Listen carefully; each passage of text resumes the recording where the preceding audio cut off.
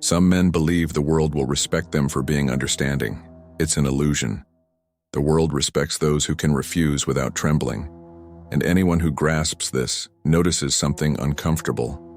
Every yes you give to avoid conflict transfers a fragment of your power to someone who doesn't deserve it. Refusal is not merely a response, it is a boundary. It is the invisible territory where a man's strength is measured. Machiavelli knew, when you refuse, you reveal your spine. And this is why many fear saying no. Not because of the risk of confrontation, but because of the risk of being seen as smaller than they pretend to be. The silence before the refusal reveals character. The refusal without explanation reveals dominance. The logic is simple. Whoever controls his response controls his position in the hierarchy. The act of refusing reveals more about a man than months of coexistence. The refusal exposes his internal structure, his mental hierarchy, his discipline in the face of someone else's desire. And that is why so many fear the word no. It exposes, without noise, who you truly are. A man conditioned to please believes that refusal creates enemies. In reality, refusal creates boundaries. Without boundaries, you don't exist. You simply spread, diffuse, manipulable, absorbable. In any power dynamic, no functions as a strategic frontier. It draws what belongs to you and blocks the entry of opportunistic intentions. Machiavelli understood this movement. The ruler who concedes too much loses the respect of those who should fear him. And the common man, when he continually yields, suffers the same fate. He becomes predictable, fragile, easy to adjust to the interests of others. No is not antagonism, it is organization. It redefines forces. It places you at the center of the choice, not as an echo of external demands. That is why, when spoken without haste, it silently shifts the hierarchy of the environment. Not through aggression, but through precision. There is a detail few ever notice. The true no is not born in the mouth. It is born in the gaze that does not retreat, in the body that does not move, in the mind that does not seek explanation. When a man refuses without needing to justify himself, he shows that his decision does not depend on anyone's understanding. This gesture is read as absolute autonomy, and autonomy is interpreted as power. The opposite is equally revealing. When someone requests something and you rush to explain, apologize, or soften the refusal, you offer clear signals: fear of displeasing, fear of consequences, dependence on approval. No loses force when it demands narrative. Explanation is the doorway through which your dominance escapes. A firm no does not need to raise its voice. It exists because you exist. Your presence alone sustains it. Imagine a negotiation. The other side presents a proposal intended to limit your position. An anxious man rejects too quickly, revealing irritation. Another tries to justify every detail, offering more information than he should. But the man who dominates simply observes. He lets the environment breathe. Then he speaks his refusal as someone who signs a decree. Nothing more than a calculated gesture that ends the discussion before it begins. It is in that space between the request and your response that respect is measured. The one who is not shaken conveys authority.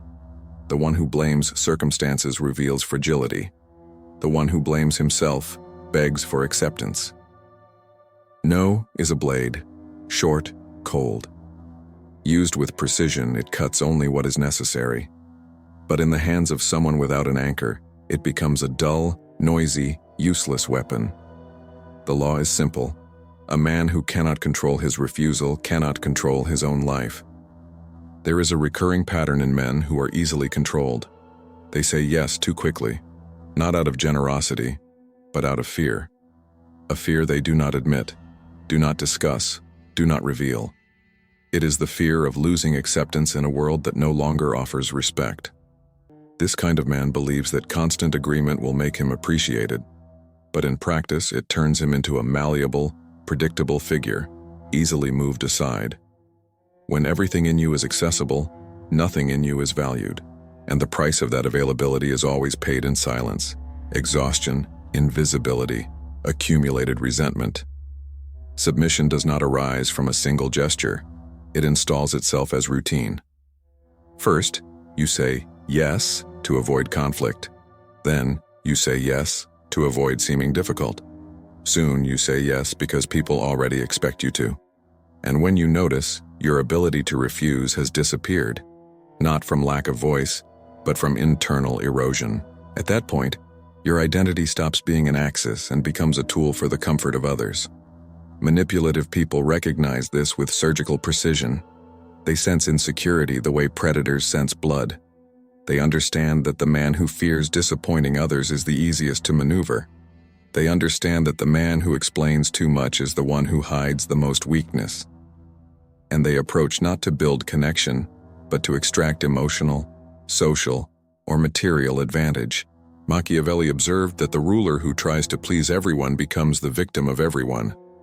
The same happens to the common man. The more he seeks unconditional acceptance, the more territory he gives away.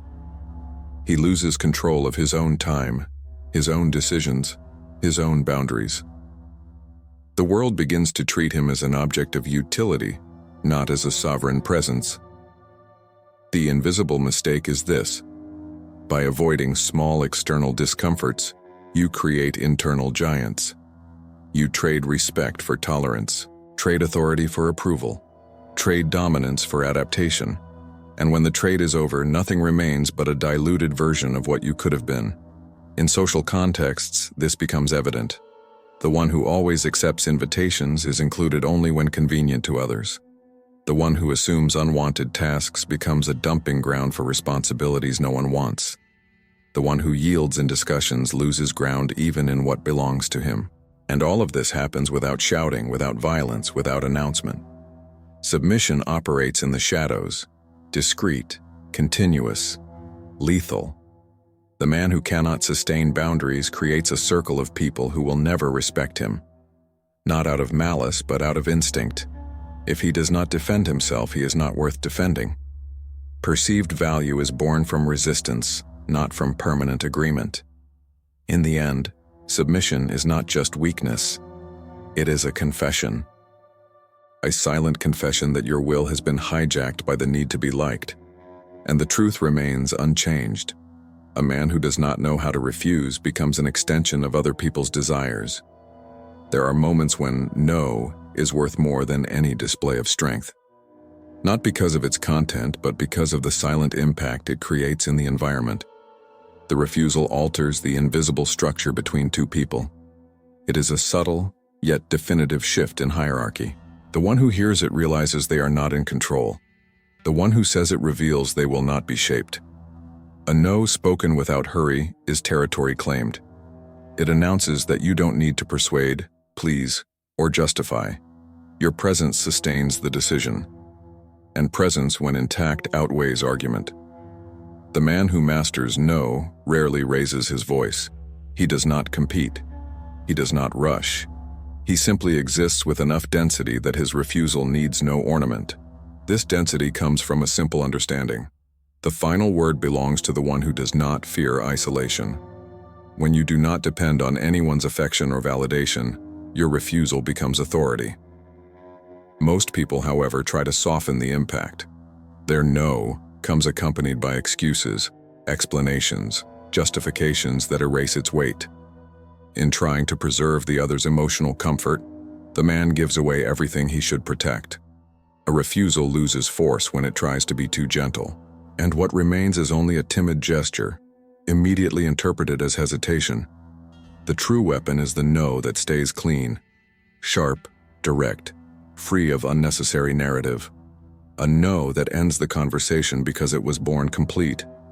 The other may pressure, insist, test, but each attempt to bend your decision only reinforces the solidity of what you declared. The silence before the refusal is required reading. It shows that you evaluated, considered, and chose to act according to your own criteria. That cold, calculated choice is the essence of authority. While many react on impulse, you observe. While many rush to demonstrate goodwill, you measure the landscape. That contrast is what separates the man who is influenced from the man who becomes influence. In leadership, no functions as a boundary marker. Teams respect those who refuse unproductive demands. Friends respect those who don't yield to emotionalism. Partners respect those who don't abandon their principles for momentary approval. Respect is born of limits, not concessions. The world notices when you master this gesture. The way you say no communicates more about your inner strength than anything you claim about yourself. And the rarer your agreement becomes, the more valuable it is. The man who says yes all the time loses value. The man who says no with precision redefines the value of every interaction. No is more than a response.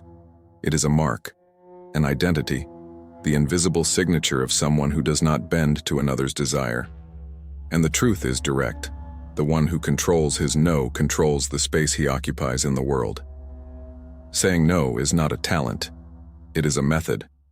A method you learn, sharpen, and preserve as a tool for social survival. Because in any environment, a man who cannot control his availability becomes open territory. And open territory is always exploited. The first protocol is verbal economy. The refusal must be short. The more you speak, the less influence you hold. Statements like, "I'm not doing that," "I'm not interested," "That's not a priority," end the discussion without giving ammunition for contestation. Simplicity here is not humility. It is precision. Cold objectivity signals that you control your own energy and direct it only toward what strengthens your position. The second protocol is emotional neutrality. The refusal must not carry irritation, justification, or impatience. Those elements expose instability. The negative response must appear as a consolidated decision, not a plea for understanding or support. When the other person realizes your answer does not depend on their reaction, the dynamic flips. Influence shifts to you because your decision is not negotiated. It is declared. The third protocol is time. Responding immediately is typical of someone seeking approval. Responding later is the gesture of someone evaluating priorities. The interval between the request and your answer reorganizes the hierarchy. It shows that the other person's need does not dictate your rhythm. This control of time creates the impression that your attention is a scarce resource, and anything scarce is valuable. The fourth protocol is the silent refusal. There are situations where a verbal response is unnecessary. Not moving is message enough. Continuing what you were doing communicates that the other person's demand holds no authority over your current action. This kind of refusal is understood instantly, and unlike spoken words, it allows no debate. The fifth protocol involves dealing with aggressive reactions. When someone tries to impose their will through pressure, raised voice, or dramatization, the weak man folds. The strategic man keeps his axis. The other person's aggression only confirms that your refusal struck a sensitive point. Instead of retreating, you maintain the same posture, the same expression, the same certainty. They exhaust themselves trying to break a barrier that does not move. The sixth protocol applies to discreet manipulators. They don't pressure. They insinuate. They don't ask. They suggest. They don't demand. They make you feel responsible for their well-being. In these cases, the strategy is even simpler. Refuse without explaining. The absence of justification kills manipulation at its source because it depends on emotional discussions and long narratives. Without emotional ground, manipulation dies. These protocols turn no into a tool of dominance. It is not violence. It is not rebellion. It is internal order projected outward. When you master refusal, you master space. And when you master space, you stop being led. In the end, everything reduces to a discrete truth. The way you refuse defines who may touch your freedom and who should never dare. There are situations where refusing is not simple defense. It is attack, not against the person but against the structure of influence they try to impose on you. In those moments, no stops being a gesture of boundary and becomes a tactical move within a silent dispute. The first form of war arises when someone tries to test your willingness to yield. These tests are never explicit. They come disguised as small requests, minor favors, innocent suggestions. The goal is to measure how easily you bend. If you yield, you open a breach. If you refuse, you establish territory.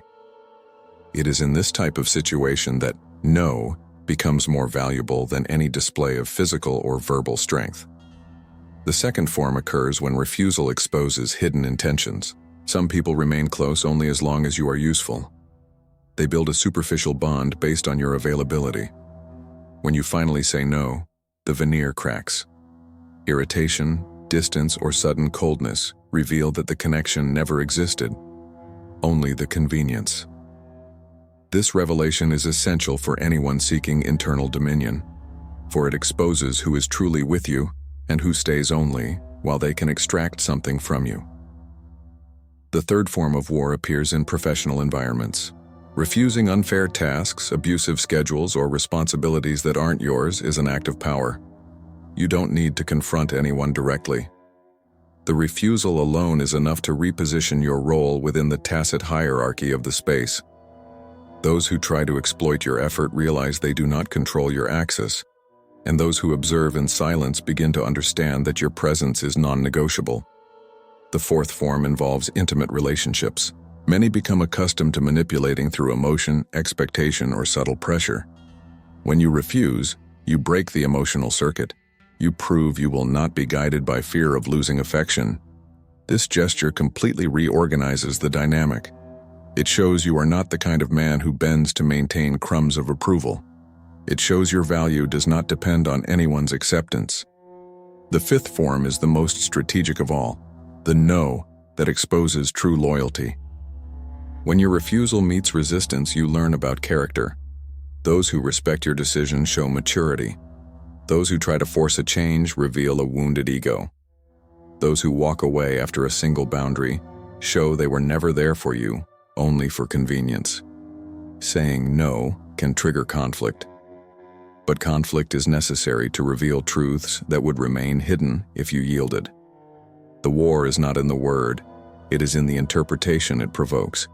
And every interpretation exposes position. In certain circumstances, refusal is not merely an option. It is strategy. It is protection. It is a declaration of sovereignty. And the final rule remains constant. When no provokes war, it is because the world has just discovered you are not easy ground to occupy. Before denying the world, a man must deny himself.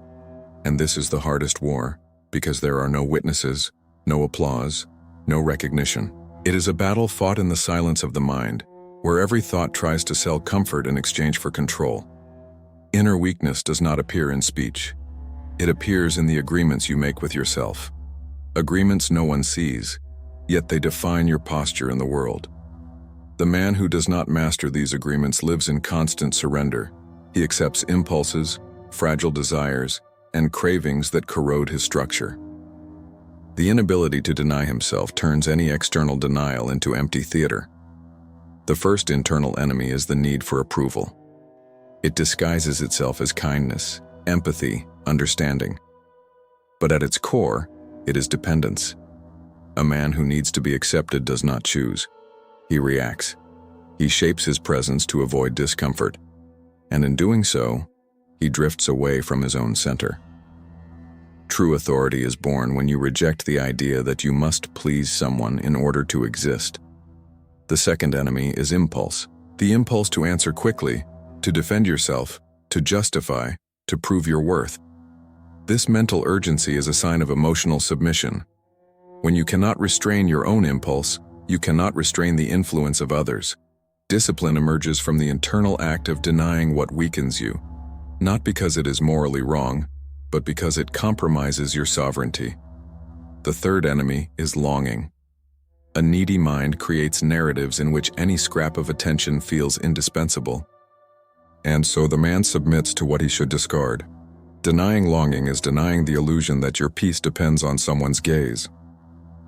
When that dependency dies, a form of coldness is born, one that cannot be manipulated. The fourth enemy is the habit of self-deception. Internal justifications create a maze where truth gets lost. You know you should impose limits, but tell yourself, it's not the right moment. You know you should end a draining relationship, yet insist on empty promises. Every self-deception is a surrender of territory. Denying these internal narratives is reclaiming ground. This battle is never comfortable. Denying yourself demands confrontation with aspects you would rather ignore. It requires acknowledging weaknesses without victimizing yourself. It requires admitting that much of your external submission is born from internal disorder. And still, this confrontation is essential. Without it, any refusal directed at the world will be unstable, fragile, easily broken. True authority is born when your mind becomes protected territory. You choose what you think. You choose what you feel. You choose what you allow to enter. And this degree of internal control makes the external no inevitable, firm, and unshakable. The truth is direct. A man who cannot deny his own weakness will never have the strength to deny the world. In the end, no is not just a response. It is a diagnosis. It shows who you are when no one else can decide for you. It shows who remains when access is denied. It shows who tries to control what was never theirs. Refusal reveals allies, exposes opportunists, and destroys the illusions you maintained to avoid loneliness. And only one question remains, the one that separates the strong from the dependent. How many times have you said yes, only because you feared discovering your true strength?